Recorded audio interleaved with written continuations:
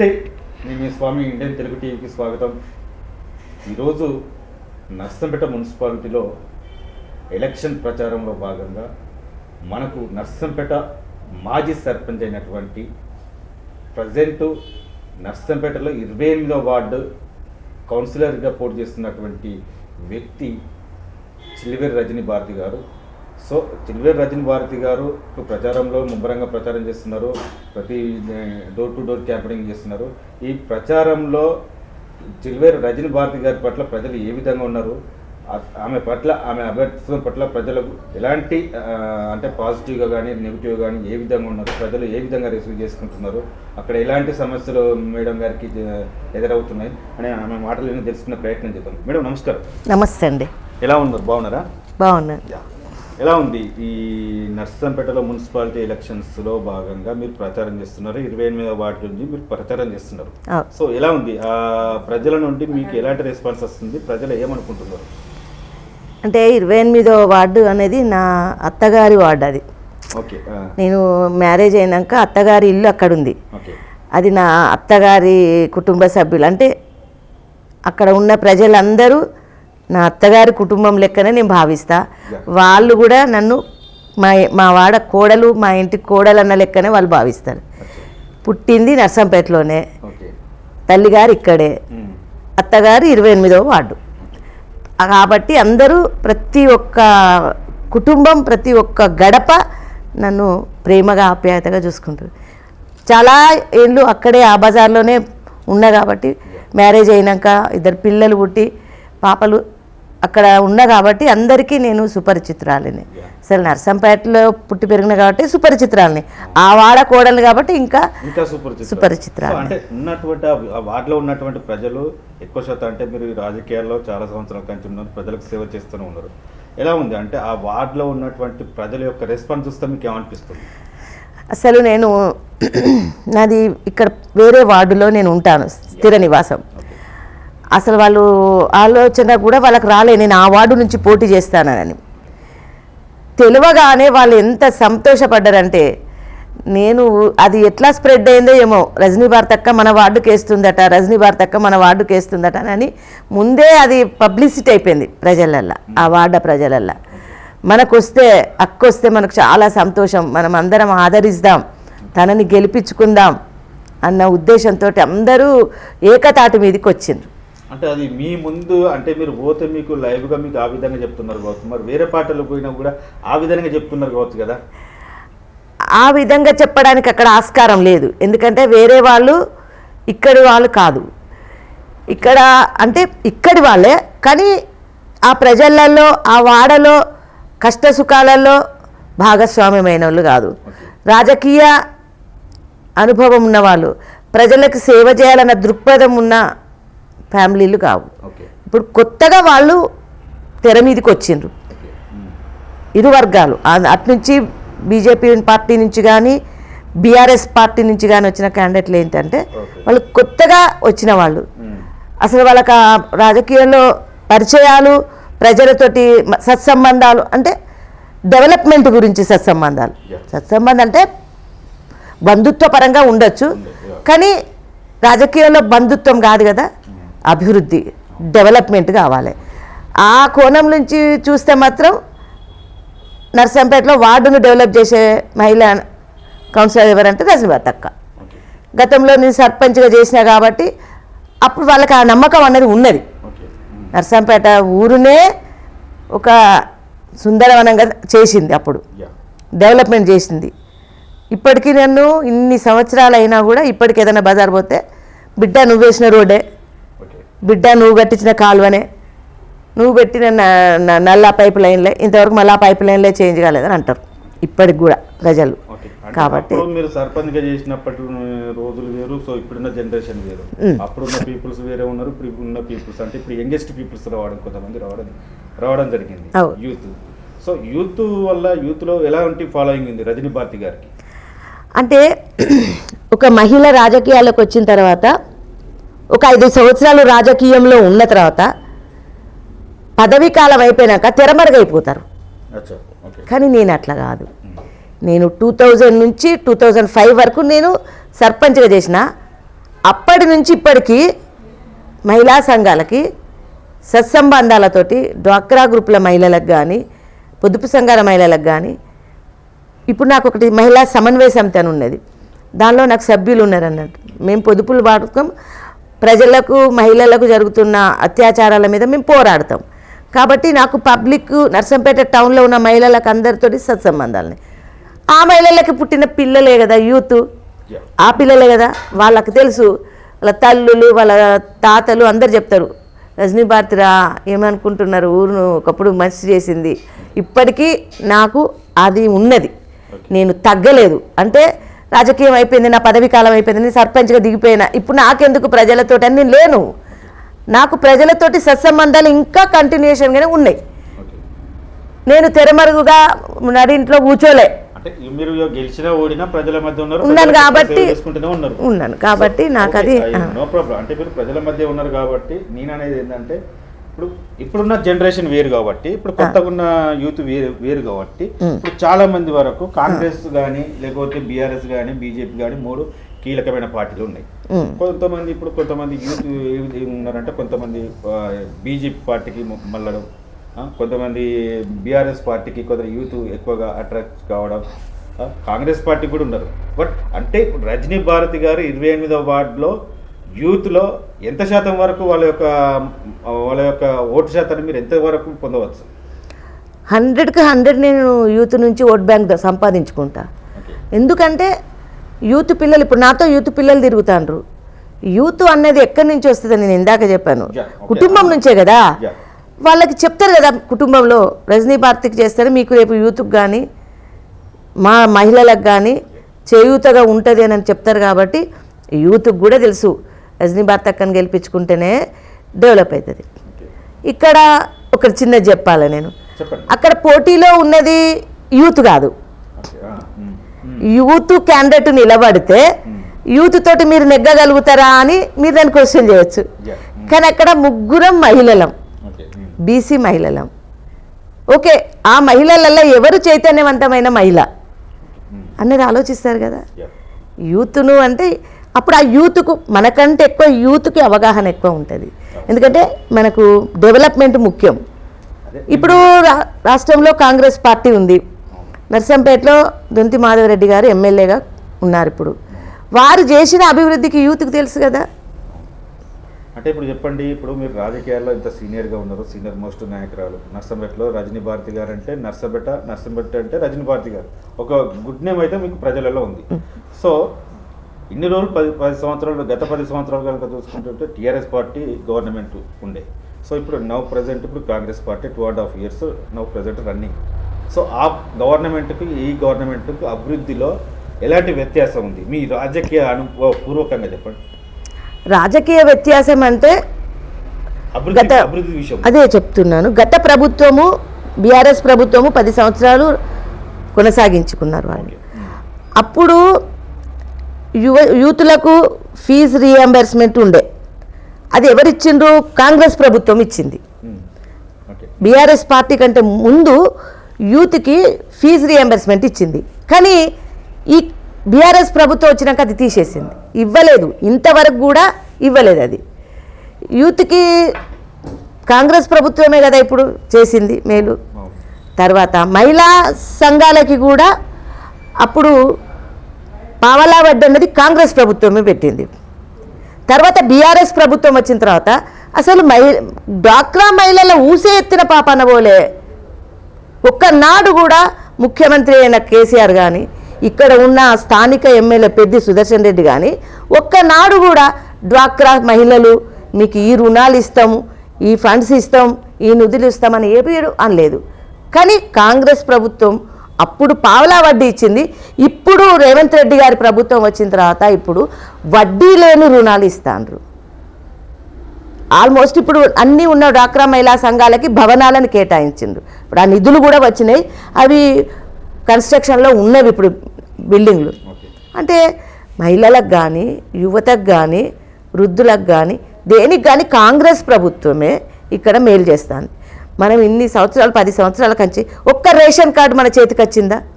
నిరుపేద మహిళ, మీరు ఇందాక యువత అన్నారు కదా, ఒక కుటుంబంలో నలుగురు కొడుకులు ఉంటారు, కుటుంబం ఉన్నది, వాళ్ళ పెళ్ళిళ్ళు అయినాయి, వాళ్ళ పిల్లలు పుట్టినరు, తల్లిదండ్రులు ఉన్నప్పుడు చిన్నపిల్లలు ఉన్నారు. ఒక కుటుంబంలో 4 కుటుంబాలు అయినాయి, ఒక కుటుంబంలో 4 కుటుంబాలు అయినాయి.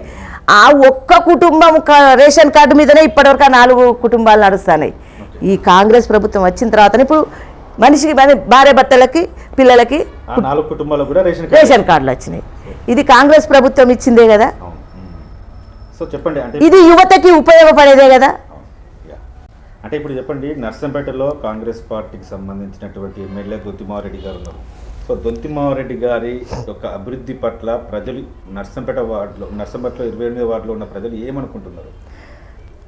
ఇప్పుడు మొన్న రేవంత్ రెడ్డి గారు వచ్చారు ఇక్కడికి, స్థానిక సంస్థలు సర్పంచ్ ఎన్నికలప్పుడు వచ్చి నర్సంపేట టౌన్కి, ఓన్లీ టౌన్కే 80 కోట్ల రూపాయల నిధులు మంజూరు చేయడం జరిగింది. దానిలో సీసీ రోడ్లు, డ్రైనేజీలు ఎక్కడి నుంచి ఎక్కడికి, ఇవాళ ప్రతి ఒక్క వార్డుకి మా ఎమ్మెల్యే గారు దొంతి మాధవరెడ్డి గారు ప్రతి కౌన్సిలర్ పరిధిలోకి వెళ్ళి ప్రచారంలో ఏ వార్డు నుంచి ఏ వార్డుకు రోడ్డు, ఏ వార్డ నుంచి ఏ ఇంటి నుంచి ఏ ఇంటికి డ్రైనేజీ, ఏ వాడలో ఎన్ని రోడ్లు పెట్టింది, అవన్నీ డీటెయిల్స్ మొత్తం వివరణ ఇస్తాను. అవి ఇప్పుడు కొన్ని నడుస్తున్నాయి, అయినాయి కూడా, కొన్ని సగంలో ఉన్నాయి. ఇప్పుడు ఇంకా నిధులు ఉండి ఓపెనింగ్ ఈ ఎన్నికల కోడ్ మూలంగా అవి కొన్ని ఆగినాయి. ఎన్నికలు అయిపోగానే మళ్ళీ ఎంబడే అవి మొదలవుతాయి. రోడ్లు, డ్రైనేజీలు ఇవన్నీ కూడా మాధవరెడ్డి గారు డెవలప్మెంట్ కోసమే ఆయన అక్కడి నుంచి నిధులు పట్టుకొచ్చిండ్రు. ఇప్పుడు పోయిన 10 సంవత్సరాల కంటే ఇప్పుడు ఉన్నటువంటి ఈ 2.5 yearsలో అభివృద్ధి మాత్రం బాగా జరిగిందంట. కనబడుతుంది కదా కంటికి ముందట రోడ్డు కనబడుతుంది, డ్రైనేజ్ కనబడుతుంది, ప్రజలకి కనబడేది మనం కాదనలేము కదా. అంటే ఇప్పుడు నర్సంపేటలో రజనీ భారతి గారు మాజీ సర్పంచ్గా చేసిండు. ఎప్పుడైనా ప్రజల సమస్యల మీద కొట్లాడతారు, మహిళలకు అన్యాయం జరిగితే ఇమ్మీడియట్గా స్పందిస్తారు. సో మీ యొక్క వార్డులో మహిళలకు అత్యధిక శాతం కనుక మీకు ఓట్లు వచ్చే అవకాశం ఉందా? అసలు వన్ సైడ్ అది అంతేగా మహిళలు. ఎందుకంటే నాకు సమన్వయ సమితి ఉందని చెప్పిన కదా, ఆ వార్డులో ఉన్న 50% మహిళలు మొత్తం నా సంఘంలోనే ఉన్నారు. నా సంఘంలో పొదుపులు చేసుకుంటూ నా సంఘంలో నడిపిస్తున్నారు. నేను ఈ సంఘం నడుపుతూ మహిళలకి వాళ్ళు పాపం ఎక్కడికి పోరు రారు, ఎప్పుడు ఎక్కడికి పోవాలన్నా ఎక్కడ రావాలన్నా కూడా భర్త పిల్లలు వాళ్ళతో ఉంటుంది. నేను ప్రతి 2 yearsకి ఒకసారి ఒక టూర్ తీస్తా సంఘాల నుంచి. నర్సంపేటలో మహిళలు, ఓన్లీ మహిళలే, జెంట్స్ లేకుండా టూరుకు తీసుకుపోయిన ఘనత నాదే. అది ఒక్క డ్రైవరు, బస్సు డ్రైవరు, క్లీనర్ తప్ప ఇంకెవ్వరు లేరు. మొత్తం 2 బస్సులు తీసుకొని నేను వైజాగ్ ట్రిప్ మొత్తం తీసుకొని 2 బస్సులను తీసుకొని తిప్పుకొని వచ్చిన. అందులో తర్వాత మహిళలకి, నర్సంపేటలో మహిళా సంఘాలకి మహిళలకి నా మీద ఉన్న ప్రేమ ఏంటంటే ఎక్కడికైనా డేరింగ్గా మమ్మల్ని తీసుకుపోతుంది, మళ్ళీ అంతే జాగ్రత్తగా తీసుకెళ్ళి వాళ్ళ భర్తలు కూడా నన్ను నమ్మి పంపిస్తాను రే. నేను 2 బస్సులు తీసుకొని టూర్ తీసుకుపోయిందంటే వాళ్ళ భర్తలు నా మీద నమ్మకంతో కదా ప్రజెంట్ భర్త కత్తన్నా పోండి తిరిగిరా పోండి అంత నమ్మకం. కుంభమేళా సమయంలో బస్సు తీసుకొని కాశీకి కుంభమేళాకి బస్సులో 40 మంది బస్సు తీసుకొని మేము పోయినాం. ఓన్లీ మహిళలమే, పురుషులు ఎవ్వరు లేరు, ఆ డ్రైవర్ క్లియర్ తప్ప. కుంభమేళా, అయోధ్య ఇవన్నీ మేము చూసి వచ్చినాం. వాళ్ళు కూడా నన్ను నమ్మి వాళ్ళ పిల్లలు, యూత్ అని మీరు అన్నారు కదా, యూత్ పిల్లలు భర్తలు కుటుంబం అంతా నమ్మి నాతో పంపించిందంటే ఎంత నమ్మకం ఉంటే నా మీద వల్ల నాకు పంపించాలి. అంటే ఇప్పుడు దీన్ని మీరు 10 రోజులు పోయినాము. ఓకే, నమ్మకంగా మీ ఆధ్వర్యంలో వచ్చిల్లని మనం అనుకుంటాను, నో ప్రాబ్లం. జస్ట్ అంటే వేరే పార్టీల వాళ్ళు రజనీ భారతి గారు దీన్ని ఎలక్షన్స్ వాడుకోవడం కోసం ఇట్లా చేస్తుందని అనుకో. అన్ని పార్టీల మహిళలు ఉన్నారు అలా టూర్లా, ఓన్లీ కాంగ్రెస్ పార్టీ మహిళలు కాదు, ఆల్ పార్టీ మహిళలు అందులో వచ్చిండ్రు నాతోటి.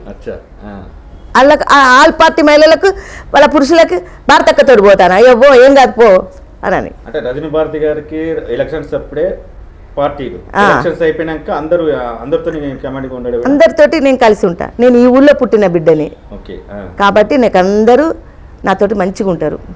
అంటే చెప్పండి, ఇప్పుడు రేపు నర్సంపేటకు మున్సిపల్ ఎలక్షన్స్ నేపథ్యంలో మన బీఆర్ఎస్ వర్కింగ్ ప్రెసిడెంట్ కేటీఆర్ గారు రేపు వస్తున్నారట. సో దీని ప్రభావం అతను వచ్చే ప్రభావం మీ యొక్క వార్డులో ఏమైనా అవకాశం అంటే నెగిటివ్గా ఉండే అవకాశం ఉందా? అట్లా ఏం పడదు. ఎందుకంటే నర్సంపేట స్థానిక సంస్థలలో వ్యక్తులను చూస్తారు, డెవలప్మెంట్ చూస్తారు. ఇప్పుడున్న ఎమ్మెల్యే దొంతి మాధవరెడ్డి గారు ఏం చేసిండ్రు, గత ప్రభుత్వం బీఆర్ఎస్ ప్రభుత్వం ఏం చేసింది అది ఆలోచిస్తారు కదా. ప్రతి ఒక్క రాజకీయ నాయకుడు ఎలక్షన్ల మూమెంట్లో వస్తారు, గంటల తరబడి స్పీచ్లు ఇచ్చిపోతారు. ఇచ్చిపోయినంత మాత్రాన ప్రజలలో మనసులలో ఉన్నది మారిపోతుందా? అది మారిపోదు. అది అన్నది వాళ్ళు ఆల్రెడీ ఓట్ బ్యాంక్ ఫిక్స్ అయిపోతుంది. మనం ఎంత చెప్పినా కూడా కాదు. ఒక క్యాండిడేట్ మీద ఒక వ్యక్తి మీద ఓటు వేయాలన్నప్పుడు వాళ్ళు ఆల్రెడీ ముందే ఫిక్స్ అయిపోతారు. అప్పటికప్పుడు నిర్ణయం తీసుకునేది కాదు ఈ ఓటు. ఉంది ఉన్నాయి చెప్తా నేను ఇప్పుడు ఇప్పటికి కూడా చెప్తా. ప్రజలు వాళ్ళు ఒక నిర్ణయం తీసుకునేటప్పుడు ఎన్నికలు వస్తానే అన్నప్పుడే ఈ మన వాడ అంతా ఖరాబ్ అయిపోతుంది, రోడ్లు లేవు, డ్రైనేజ్ లేవు, ఈసారి చేసేటోళ్ళకే వేసుకోవాలని ముందే డిసైడ్ చేసుకుంటారు. ఇప్పుడు డిసైడ్ చేసుకునేది కాదు అది. నర్సంపేట మున్సిపల్ ఎలక్షన్స్లో ఒకవేళ కనుక నర్సంపేట 28వ వార్డు నుంచి రజనీ భారతి గారు కనుక గెలిచేది ఉంటే నర్సంపేట మున్సిపల్ చైర్పర్సన్గా అయ్యే అవకాశం ఉందని బయట టాక్, అంటే నేను అనేది కాదు, బయట ప్రజలు అనుకుంటున్నారు. దీన్ని ఏ విధంగా చూస్తారు? అట్లాంటిది ఏం లేదండి. ఒక పార్టీకి కట్టుబడి ఉన్న మహిళను నేను. ఎందుకంటే ఇంతకుముందు రాజకీయంగా మీకు నర్సంపేటకు సర్పంచ్గా చేసిన అనుభవం ఉన్నది కాబట్టి ఆ విధంగా వచ్చే ఛాన్స్ ఉందని ప్రజలు అనుకుంటున్నారు. అది ప్రజలకు నా మీద ఉన్న అభిమానం, నా మీద ఉన్న ప్రేమ. కానీ నేను పార్టీకి కట్టుబడి ఉంటా, ఎమ్మెల్యే గారికి నేను కట్టుబడి ఉంటా, ఆయన మాటకి నేను కట్టుబడి ఉంటా. ఎమ్మెల్యే దొంతి మాధవరెడ్డి గారు ఏ నిర్ణయం తీసుకున్నా అది నేను శిరసావహిస్తాను. నేను ముందే చెప్పాను, నేను ప్రజలకు సేవ చేయాలన్న ఉద్దేశంతో ఇక్కడికి పార్టీ టికెట్ కోరడం జరిగింది. ఇవాళ నేను మీటింగ్లో కూడా అదే చెప్పాను. నేను ప్రజలకి సేవ చేయాలనుకున్నాను. ఊరంతా చేయలేకపోయినా ఒక్క వార్డు అన్న తీసుకొని నేను చేస్తా. ఎమ్మెల్యే దొంతి మాధవరెడ్డి గారు ఎంతో డెవలప్ చేస్తారు. ఆ డెవలప్మెంట్లో ఒక ఆవగింజంతనన్నా నా భాగస్వామ్యం కావాలని నేను కోరుకుంటున్నాను అని అన్నాను. ఇంతకుముందు ఉన్నది కదా, మీరు సర్పంచ్ చేసినప్పుడు ఆవగింజ బాగానే ఉంది, ఇప్పుడు దానికి ఇంకా డబుల్ చేయడానికి మీరు సిద్ధంగా ఉన్నారు. అన్నం తింటాం, ఏ పూట కా పూట ఆకలి అయితే తింటాం కదా. నిన్న తిన్నాం కదా అని ఇవాళ ఊకోం కదా, నిన్న అన్నం తిన్నాం కదా అని ఇవాళ ఊకోం కదా, మళ్ళీ ఇవాళ తింటాం, మళ్ళీ రేపు తింటాం. అట్లాగే డెవలప్మెంట్ అన్నది అది ఒక సుదీర్ఘ ప్రయాణం. అది రోజు రోజుకి జనాభా పెరుగుతుంది, భౌగోళిక స్వరూపం పెరుగుతుంది కాబట్టి డెవలప్మెంట్ కూడా పెరగాల్సిన పరిస్థితులు ఉంటాయి. నేను 2000లో నేను సర్పంచ్ని. ఆ కాలంలో ఉన్న నిధులతోటి ఆ కాలంలో ఉన్న భౌగోళిక స్వరూపానికి తగ్గట్టుగా నేను డెవలప్ చేసిన. ఇప్పుడు ఊరు పెరిగింది, ఇంత పెద్ద ఊళ్ళో నేను కూడా ఇంతంత చేస్తే బాగుండు కదా. ఇప్పుడు 20 ఏళ్ళు గుర్తుపెట్టుకున్నారు కదా, ఇంకొక 20 ఏళ్ళైనా నన్ను గుర్తుపెట్టుకోకపోతారా ప్రజలు అన్న ఆకాంక్ష. ఓకే ఓకే అంటే ఇప్పుడు రజనీ భారతి గారు ఈ ఎలక్షన్ ప్రచారంలో భాగంగా 28వ వార్డు ప్రజలకు మీరు ఒకవేళ కనుక గెలిస్తే, రజనీ భారతి గారు కనుక ఒకవేళ గెలిస్తే 28వ వార్డులో ఉన్నటువంటి ప్రజలకు మీరు ఏ విధంగా అభివృద్ధి కార్యక్రమాలు, మీరు ఎలాంటి ప్రణాళికతో పోతున్నారు, ఆ ప్రణాళికలు ఏంటిది అనేది ఒకటి మా ఛానల్ ద్వారా మీ వార్డు ప్రజలకు తెలియజెప్పండి.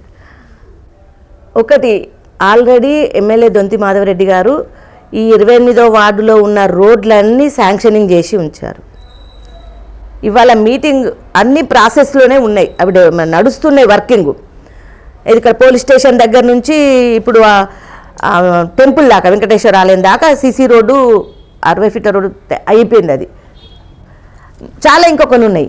ఇవాళ మీటింగ్ ఉన్నదంటే రాత్రి నన్ను ఎమ్మెల్యే గారు పిలిపించి ఇవి శాంక్షనింగ్ అయినాయి, నువ్వు రోజు ప్రచారం చేస్తున్నావు కదా, ఇంకేమన్నా మిగిలిపోయిన ఏమన్నా ఉంటే అవి కూడా పెట్టేసుకో, వాటిని కూడా నేను చేస్తాను. ఎందుకంటే నాకు వచ్చిన ఆ వార్డు నుంచి వచ్చిన రిప్రజెంటేషన్ ప్రకారంగానే నేను సెలక్షన్ చేసిన. ఇంకా నీకేమన్నా కావాలంటే కూడా నేను ఇంకా కొన్ని వర్కులని అందులో జమ చేసి వచ్చాను, అవి కూడా చేస్తానన్నారు. ఇంకేమన్నా చూడు, అవి కూడా చేస్తానని చెప్పిండ్రు. ఒక వార్డు ప్రజలకి మౌలిక సదుపాయాలు అన్నది ఏం కావాలి, నీరు, రోడ్డు, డ్రైనేజీ, కరెంటు, అవి చేకూర్చిన తర్వాత ఒక కౌన్సిలర్ కానీ వార్డు మెంబర్ కానీ ఏమీ ఇంకా ప్రజలు అడిగారు. ఇంకా రాష్ట్రం నుంచి నిధులు కావాలంటే అవి వేరే నిధులు, అవి వేరే కోటా నుంచి రావాలి. ఒక మున్సిపాలిటీ పరిధిలో ఉండాల్సిన పనులు ఏమైనా ఉన్నాయంటే ఇవి కంపల్సరీ. ఇప్పుడు మాధవరెడ్డి గారు ఆల్మోస్ట్ అవన్నీ చేసిండ్రు, ఇంకా నేను చేస్తా. ఇప్పుడు ఆ వార్డులోనే చాలామందికి ఇందిరమ్మ ఇండ్లు కూడా ఇచ్చినాం. సార్ వారు చెప్పిండ్రు రికమెండేషన్ రజనీ భారతి కనుక పోరాడితే ఇంకా నేను డబల్ కూడా మీ దగ్గర ఇందిరమ్మ ఇండ్లు తీసుకొచ్చి మీకు ఇస్తుంది అని చెప్పింది. అదే ఇందిరమ్మ ఇండ్లు కూడా నేను ఇంకా అంటే నాది ఇప్పుడు నేనున్న ఏరియా అంతా నిరుపేద కుటుంబాలు ఉన్న ఏరియా, అది ఉన్నత స్థానంలో ఉన్న అంటే ధనికలు ఉన్న ఏరియా కాదు, అది పేద కుటుంబాలు ఉన్న ఏరియాలు. అది చాలామందికి ఇండ్లు లేవు. అంటే నేను పెళ్ళప్పుడు ఎట్లనైతే అన్ని పెంకుటిళ్ళు అవి ఉన్నాయో అదే విధంగా ఉన్నది. అరకొరగా అక్కడోటి ఏమన్నా బిల్డింగ్లు ఉంటే ఉండొచ్చు. వాళ్ళందరికీ కూడా నేను ఇందిరమ్మ ఇండ్లు ఇవ్వాల్సిన పరిస్థితి ఉన్నది. ఇప్పిస్తాను నేను మాధవరెడ్డి గారి దగ్గర నేను కొట్లాడైనా కూడా. ఎందుకంటే ఇప్పుడు అవుట్కట్స్ ఏరియాలలో ఇప్పుడు డెవలప్ అవుతుంది కాబట్టి ఆ డెవలప్మెంట్లో అన్ని స్లాప్లు అవుతున్నాయి. ఎంప్లాయీస్ వ్యాపారస్తులందరూ అవుట్కట్స్లలో కట్టుకుంటాను పెద్ద పెద్ద బిల్డింగ్. ఇది వెనకటి నుంచి ఉన్న ఊరు సిటీ నర్సంపేట బొడ్రాయి. ఇప్పుడు ఆ బొడ్రాయి పరిధిలో ఉన్న ఏరియా అంతా నాకు వచ్చింది.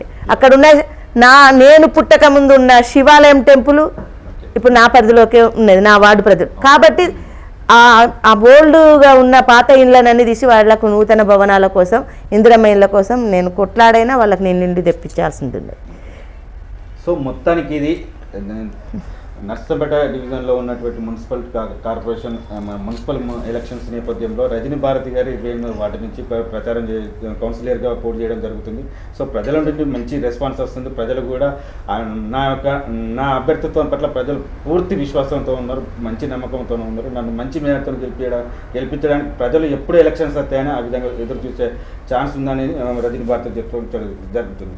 కెమెరా కిరణ్తో స్వామి, జర్నలిస్ట్, ఇండియన్ తెలుగు టీవీ.